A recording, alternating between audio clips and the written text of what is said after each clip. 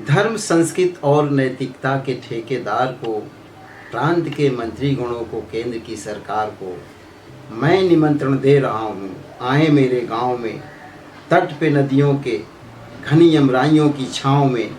गांव जिसमें आज पांचाली उघाड़ी जा रही, या अहिंसा की जहाँ पर नथ उतारी जा रही। हैं तरसते कितने ही मंगल मोटी के लिए, बेचती हैं जिस कितनी कृष्णा रोटी के लिए। ये कविता अदम गोंडवी की चमारों की गई, जो इस समाज के एकदम सड़े हुए तंत्र का व्याख्यान करती है।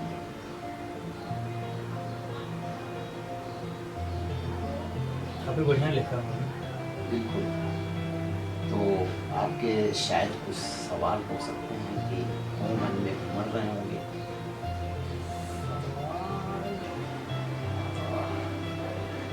कविता तो काफ़ी अच्छी है, काफ़ी अच्छी लगी मुझे, बट कुछ पॉइंट्स मेरे माइंड में आ रहे हैं। सबसे पहली चीज़ कि अगर इसको देखना आज के दृष्टिकोण से तो क्या लगता है, मतलब कितने प्रकार के दृष्टिकोण से नज़र आ रहे हैं, किस किस पॉइंट्स पर जो है राइटर अपना ध्यान लेकर गया है, हमारा ध्यान ले जाना चाह रहा है, क्या लगता है, क्या बोलते हैं? देखिए, अगर हम इस कविता को देखेंगे तो कविता के हमारे कई एंगल हो सकते हैं, कई हमारे दृष्टिकोण हो सकते हैं। सबसे पहले तो अगर साहित्य की दृष्टि से देखें तो ये कविता है, कविता फॉर्म में है, और ये कविता कथात्मक है। ये एक कहानी रूप में लोगों की बातें कह रही है ये कविता।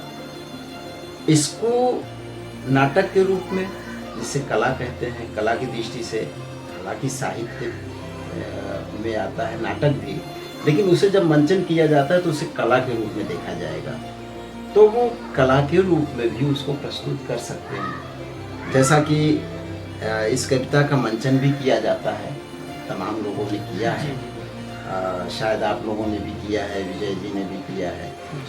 तो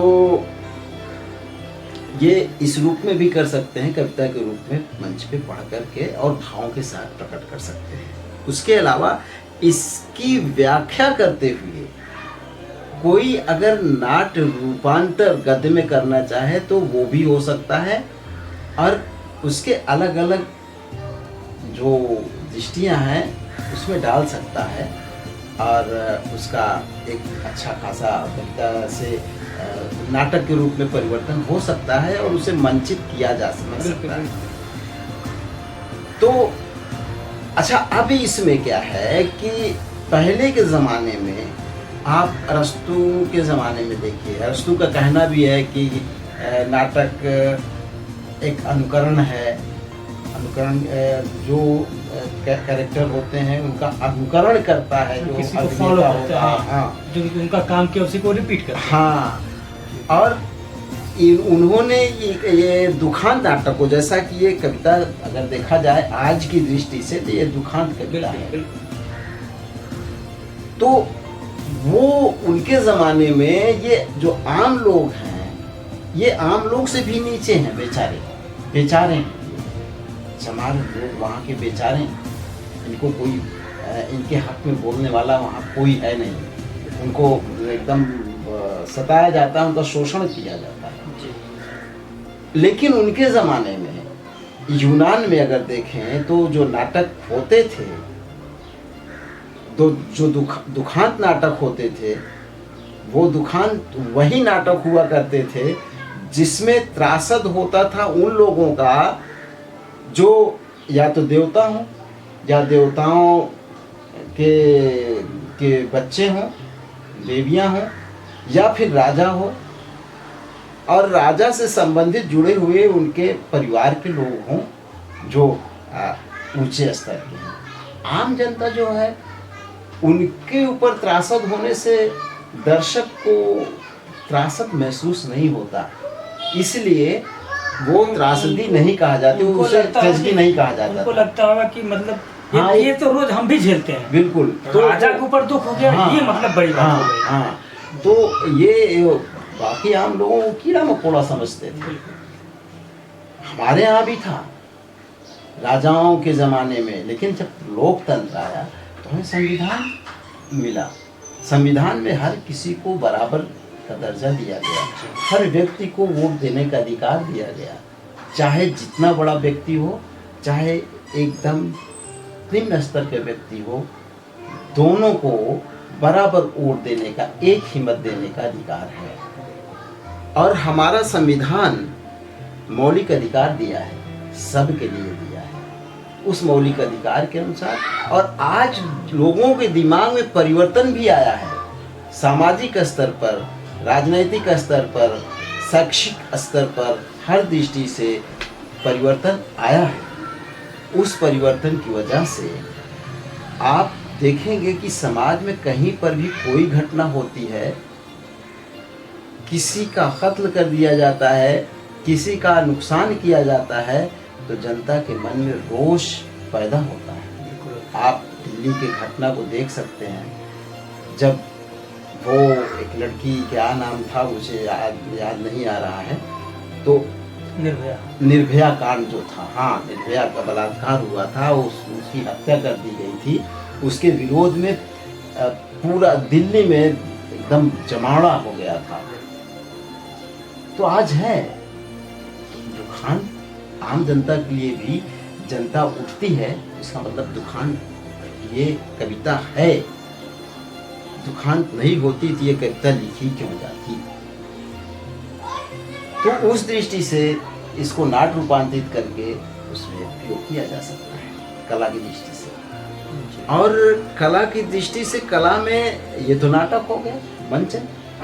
आप संगीत की दृष्टि से देखें तो संगीत की दृष्टि से भी इसका गीत के रूप में प्रयोग किया जा सकता है। ये कविता है तो क्या हुआ, लखनऊ के रवि नागर हुआ करते थे एक ज़माने में, वो कविताओं को गीत रूप में वो गाते थे। जी। तो इसको आप म्यूजिक के रूप में और इसको संगीत के रूप में प्रयोग कर सकते हैं, लेकिन ये कारुणिक वो तो रहेगा। और उसके अलावा आप इसको राजनीतिक दृष्टि से, आर्थिक दृष्टि से, सामाजिक दृष्टि से देखें तो वो अपना अलग दृष्टिकोण होगा। और हमारे धार्मिक दृष्टि से देखें तब भी दूसरी अलग दृष्टिकोण होगी।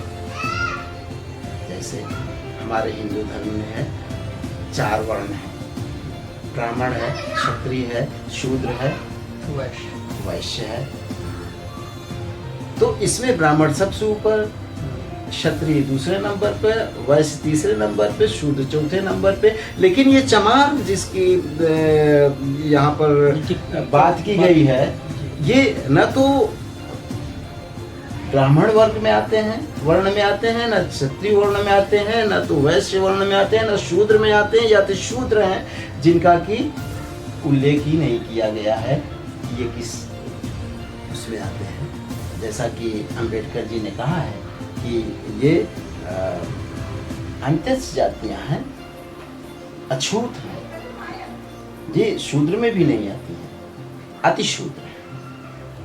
तो उस दृष्टि से अगर देखेंगे तो ये चमार बहुत नीचे स्तर पे है, और उसी के अनुसार इनको आर्थिक जो स्थितियां हैं उनको दी गई हैं, ये व्यवस्था के द्वारा, वर्ण व्यवस्था के द्वारा। वो धन नहीं रख सकते, शूद्र धन नहीं रख सकता, वो केवल उनकी सेवा करेगा, ऊपर के वर्ण व्यवस्था को, वर्ण की जातियों को, वही होता है।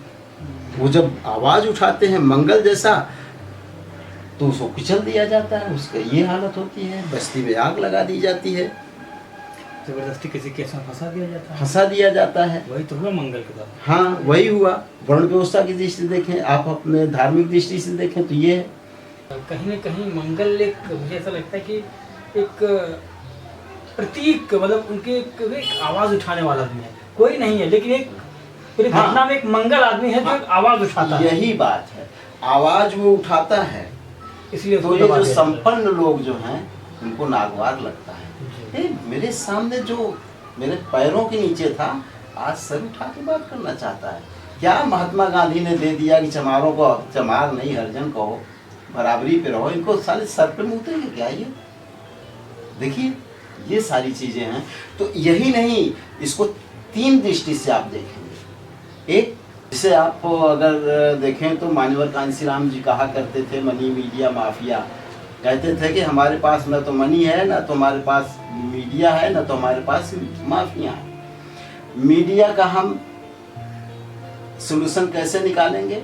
उसके लिए हमें हर व्यक्ति के पास जा करके अपने लोगों के पास चंदा के रूप में इकट्ठा करना होगा। हमारे पास मनी आएगी, हम अपने पूरे कौम के लिए लड़ाई लड़ेंगे। और मीडिया हमारे साथ नहीं है, ठीक है, हम घर घर जाएंगे, हमारे कार्यकर्ता घर घर जाएंगे, लोगों के पास अपने की बातें कहेंगे, मीडिया का काम हम खुद कर लेंगे। माफिया वह अपनी सुरक्षा के लिए हम वॉलंटियर तैयार करेंगे, उनको प्रशिक्षित करेंगे, वो हमारे लिए लड़ेंगे। तो ये तीनों चीजें सोल्यूशन कर सकते हो, हमारा जो है हल हो सकता है समस्याओं का। लेकिन यहाँ पर चमारों की गली में वहाँ न तो कोई जागरूक ऐसा व्यक्ति है जो कि उनका नेतृत्व करे, उनके लिए लड़े, वहाँ लड़ने वाला भी कोई नहीं है। वहाँ ठाकुरों का साम्राज्य है और उनका सत्ता में पकड़ है, शासन प्रशासन उन्हीं के साथ है। तो इस दृष्टि से भी देख सकते हैं। और हमारे यहाँ जो सामाजिक व्यवस्था है, जिसे हिंदू कहते हैं कि सब हिंदू हैं, लेकिन है क्या? वर्ण व्यवस्था जो है ऊपर नीचे हायरार्की की है, कोई ऊपर है कोई नीचे है, वो नीचे पायदान पे है, ऊंचे पायदान वाला अपना वर्चस्व चाहता है, कोई आवाज नीचे वाला उठाए तो उन्हें बर्दाश्त नहीं होता है। उस दृष्टि से भी इसे देखा जा सकता है। तो ये बात है। तो मतलब निकल गया कि सामाजिक, आर्थिक और राजनीतिक। हाँ, सामाजिक, आर्थिक, राजनीतिक, ये तीनों चीजों से तो पूरा हमारा समाज का जो ताना बाना है, ये जो जनता है, लोग है, तो इसी में गुथी हुई है। पूरी कविता में ये नजर आ रहा है, ये नजर आता है। बिल्कुल।